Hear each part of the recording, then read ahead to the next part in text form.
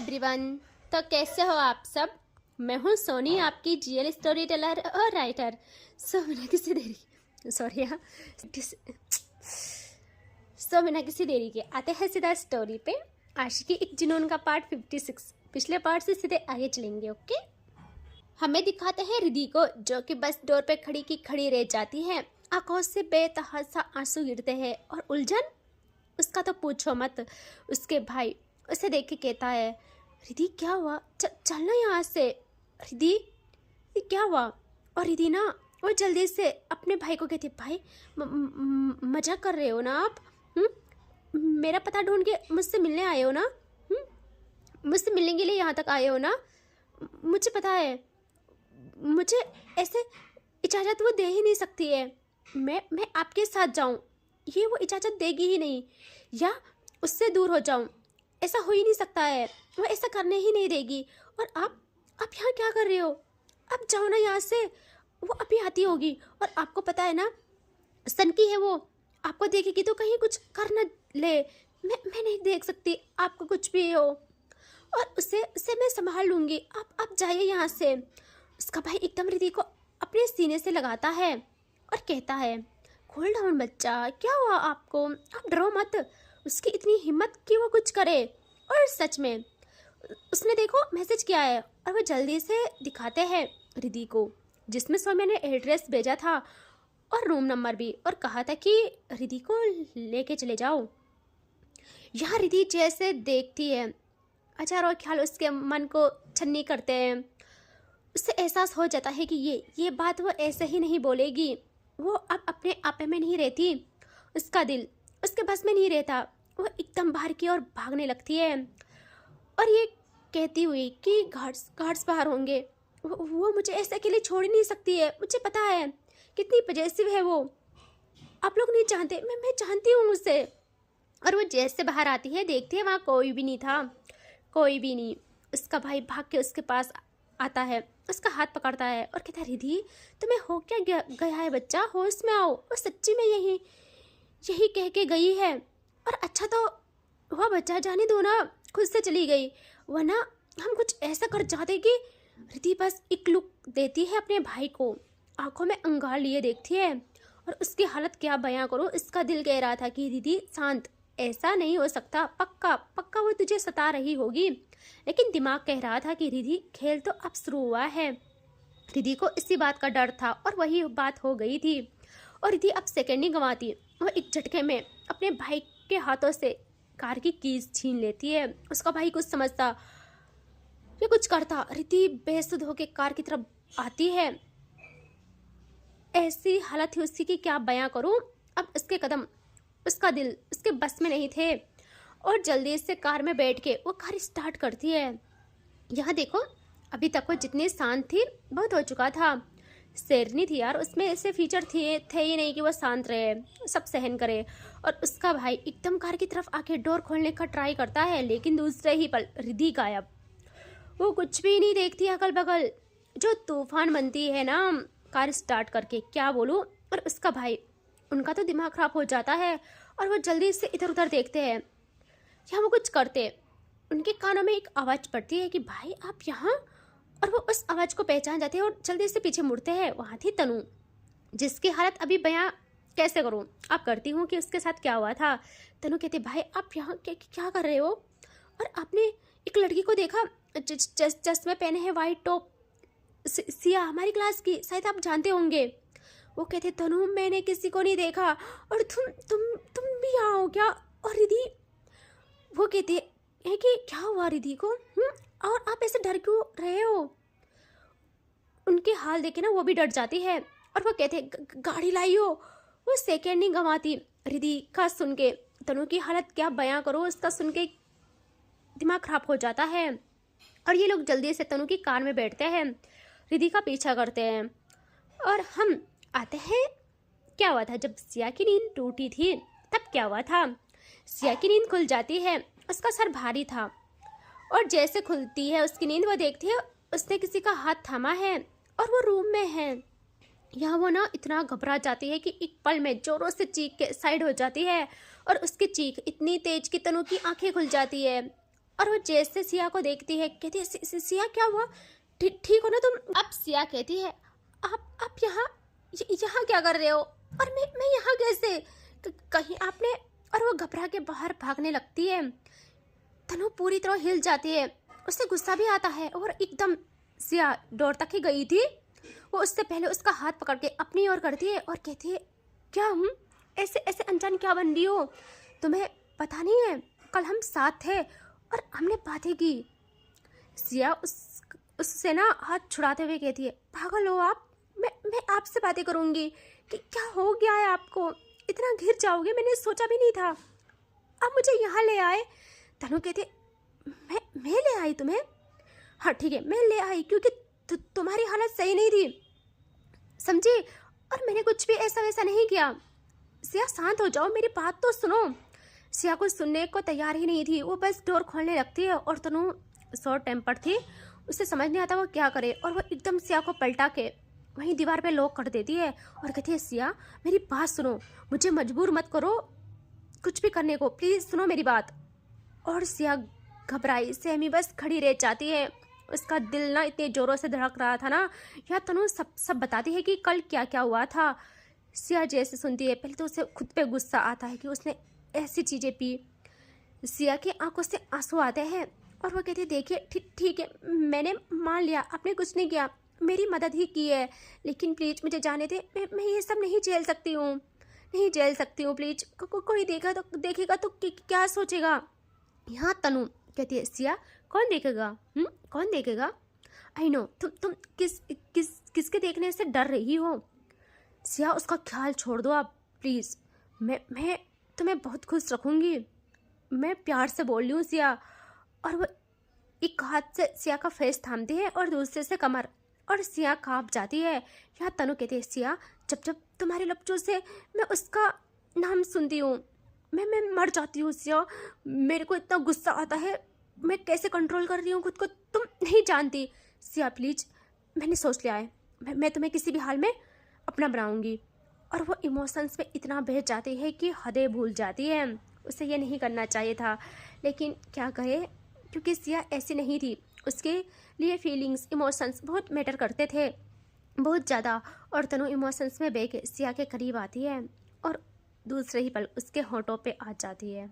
यार देख रहे हो सिया के नाजुक दिल पे मानो कोई चाकू से वार कर रहा हो, उसे ऐसे लगता है। वो अपनी पूरी एनर्जी लगा देती है लेकिन तनु से नहीं छुड़ा पाती खुद को, और फिर फाइनली वो तनु को बहुत ज़ोरों से पुश करती है।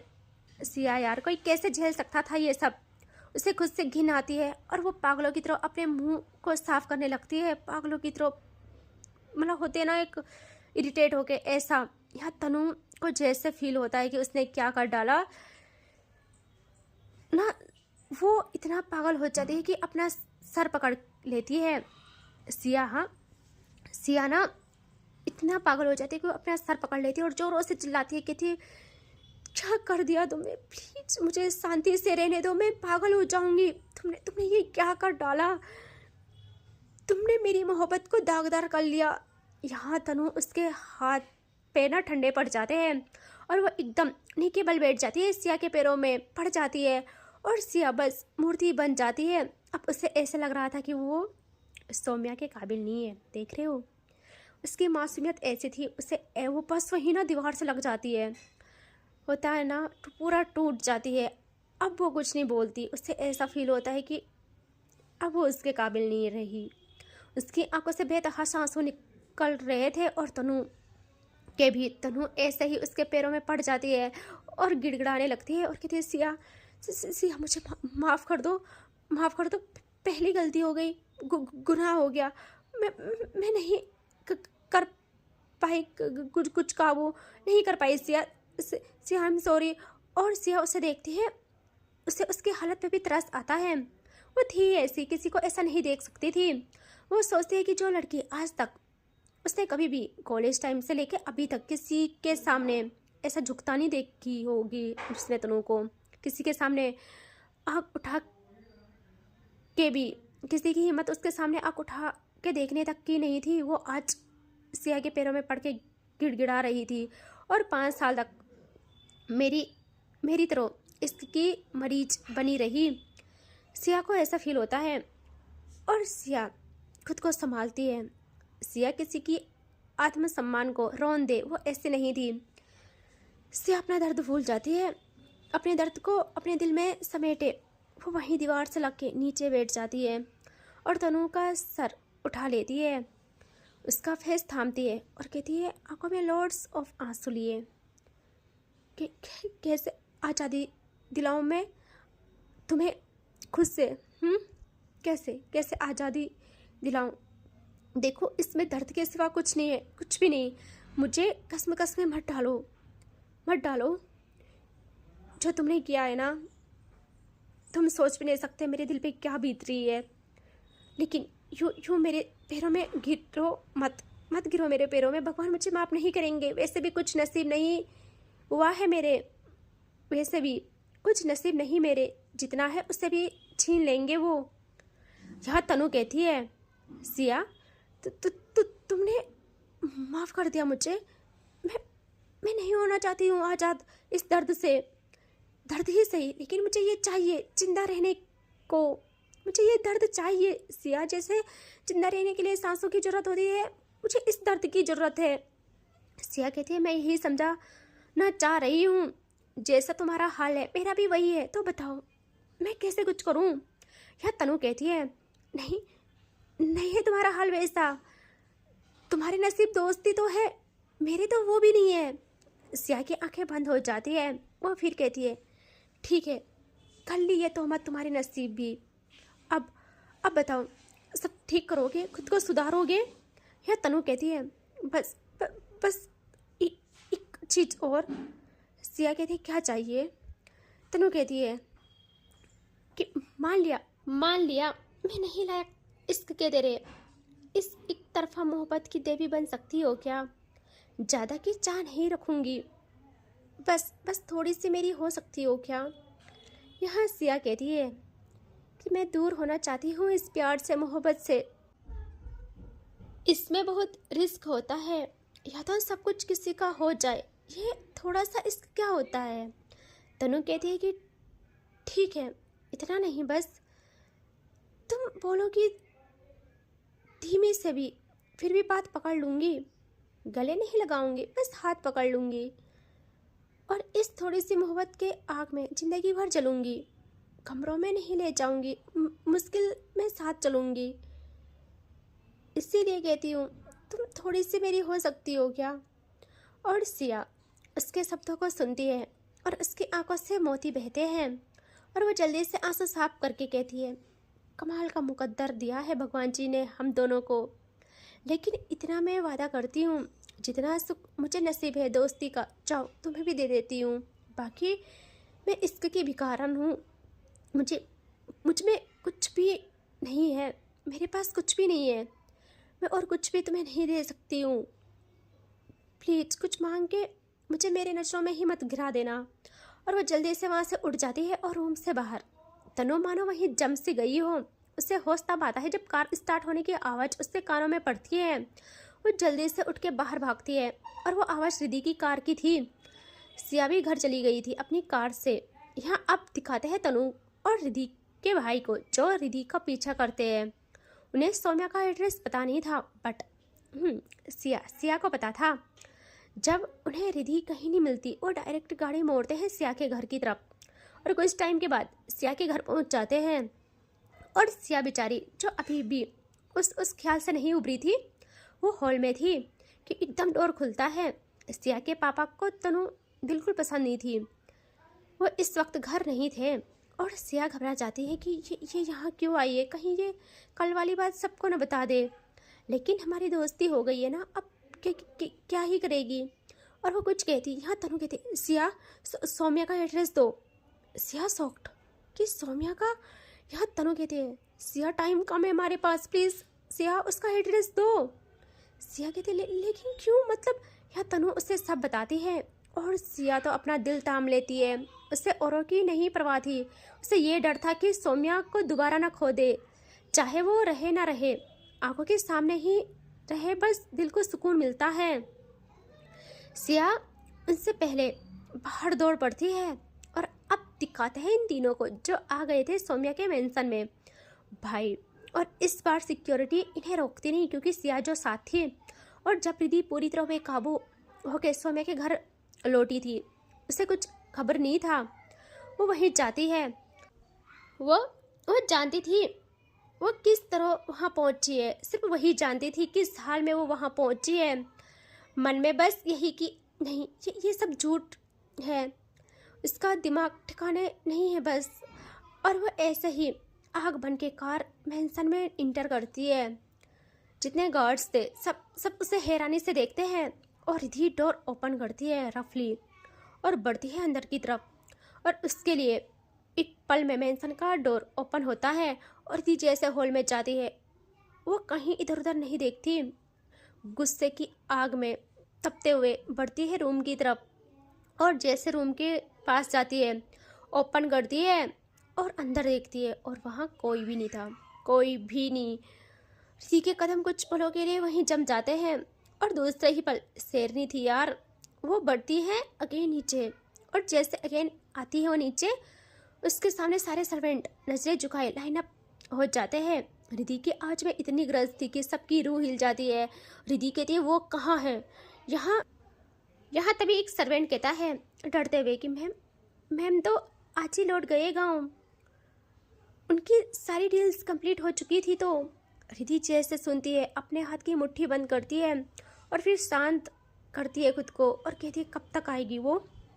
यहाँ वो कहता है मैम तो शायद अब नहीं आएंगी क्योंकि सालों तक मेंशन वीरान ही रहा है, या ये मान लो कि जब से लिया है, जब से मेंशन बना है तब से ये वीरान ही रहा है।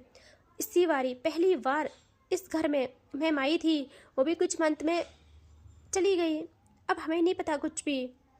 भाई ये सुनते ही रिद्धि के अंदर जो बची कुछ शांति थी वो भी भंग हो जाती है। वो खुद से कहती है कि मैं क्या करूँ रिद्धि, क्या करूँ। एंड फिर वो कहती है उनको कि मेरे लिए कुछ मैसेज। सब कहते हैं नहीं मैम ऐसा कुछ नहीं कहा उन्होंने, बस चले गए। और रिद्धि उसकी आंखों के किनारे से ना बस आंसू गिरते हैं, लेकिन दूसरे ही पल वो अपने आंसू साफ करती है और कहती है तुम्हें शांति पसंद नहीं है ना, तुम्हें कुछ नहीं सुनना ना समझना है ना, तुमने बहुत गलत किया, बहुत गलत। और ये मत समझना मैं शांत रहूँगी, या 5 साल तक जो चीज़ें सही है वो रिपीट होंगी, मैं कुछ भी रिपीट होने नहीं दूँगी। इस बार मैं चुप नहीं रहूँगी, तुम्हें पता चलेगा मैं क्या आग हूँ। और वो बढ़ती है घर से बाहर अपने टूटे दिल को संभालते हुए, लेकिन फिर भी जताना नहीं चाहती थी और आ जाती है कार तक। जैसे आई थी उसने सिर्फ डोर ही ओपन किया था और एकदम उसके सामने रुकती है तनु लोगों की कार। और रिद्धि मानो उससे दुनिया से कोई लेना देना ही ना हो, वो अंदर बैठने लगती है। तभी उसका हाथ पकड़ती है तनु और अपने सामने करके कहती है रिद्धि क्या हुआ बताएगी। और ये सब क्या है, ये क्या रूप धर दिया है तुमने, खुद का क्या हल कर दिया है, रिद्धि बोलो ना। रिद्धि तनु को खुद से दूर पुश करती है और कहती है आज मेरे रास्ते में मत आना कोई, मैं खुद के साथ साथ सब कुछ बर्बाद कर डालूंगी। सो निकलो यहाँ से।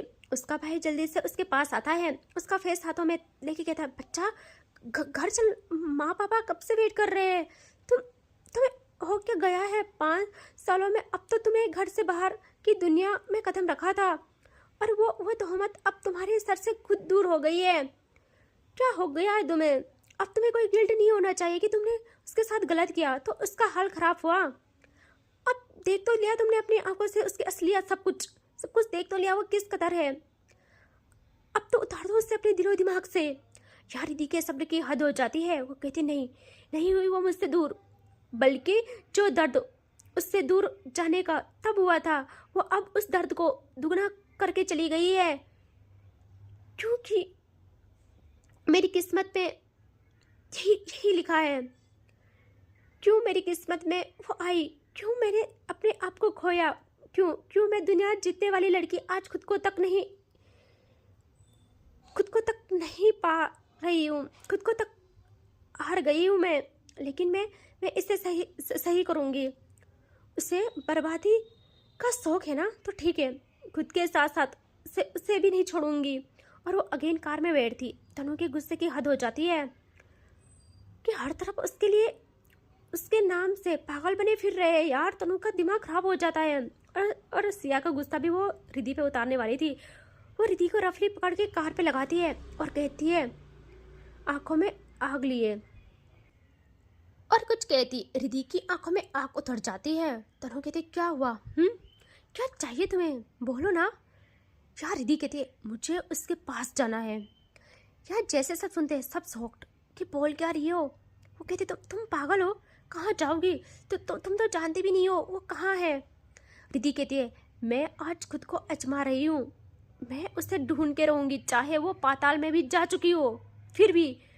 उसका भाई कहता है पागल बन गई हो क्या, पागल मत बन रिद्धि।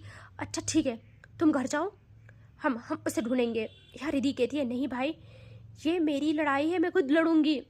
मेरे मन में मेरे अंदर जो चल रहा है वो आप लोग नहीं समझ सकते, कोई नहीं समझ सकता। अगर पहले जैसा मेरा हाल नहीं हो ये चाहते हो तो मुझे मत रोकना। उसका भाई नहीं मानता, वो उसका हाथ पकड़ के ज़बरदस्ती कार की तरफ ले जाने लगता है और रिद्धि वहाँ खड़े गार्ड्स के हाथ से एक झटके में सेकंड के हिसाब से गन ले लेती है। और सब शौक यहाँ सिया तो ये पागलपन देख के चकरा जाती है कि भाई ये क्या तबाही है। यार रिद्धि का भाई कहता है बच्चा नीचे करो उसे, लग जाएगी तुम्हें। देखो देखो कुछ नहीं होगा, सब ठीक होगा, शांत रहो, उसे नीचे करो। रिद्धि कहते मेरे पीछे मत आना या मुझे रोकने की सोचना भी मत, वरना। और वो जल्दी से कार में बैठ जाती है। यहाँ सिया नहीं रोक पाती खुद को, वो सेकंड के हिसाब से दूसरी साइड से कार ओपन करके वहाँ बैठ जाती है। रिद्धि घूरती है उसे और कहते तुम यहाँ क्या कर रही हो, निकलो यहाँ से। सिया कहते मुझे भी आना है। रिद्धि कहती क्या चल रहा है वहाँ, क्या चल रहा है, तुम्हें कहाँ आना है वहाँ, तुम ना। वो कहते प्लीज़ रिद्धि जी मुझे भी आना है, मुझे लोकेशन पता है थोड़ी बहुत। रिद्धि ना खुद को शांत करती है और कहती है गुड, तुम भी देखना तुम्हारी सौम्या का क्या हाल करती हूँ मैं। और बैक सीट पे तनु भी बैठ जाती है और कहती है मैं भी आ रही हूँ। रिद्धि कहती तुम नमूनों को हो क्या गया है, तुम नमूने मेरा दिमाग क्यों खराब कर रहे हो। या तनु कहती रिद्धि के भाई को कि हम हैं, उससे कुछ होने नहीं देंगे, आप बेफिक्र रहो। तनु रिद्धि को कहती है कि तुम्हें रोक तो नहीं रहे ना हम, चलो ना आप चुपचाप। रिद्धि कार स्टार्ट करते हुए कहती है किसी की औकात है भी नहीं मुझे रोकने की। भाई शेरनी ने अवतार धर दिया था, शेरनी अवतार में आ गई थी। पहले तक शेर का गुस्सा देखा है और अब क्वीन का गुस्सा देखना, जो बरसेगी ना पता नहीं क्या क्या करेगी यार। इन सौम्या के गांव जा रहे हैं, बींगा पहाड़ी, मुझे कुछ तो पहाड़ी टच डालना चाहिए है ना। तो आप लोगों के लिए सरप्राइज है, ठीक है। तो take care, bye bye. And हाँ लाइक शेयर सब्सक्राइब जरूर करना। देखो अच्छे खासे होने चाहिए प्लीज़ ना, देखो प्यार से बोलते हो आप लोग मानते नहीं हो, सो समझे। Bye, take care.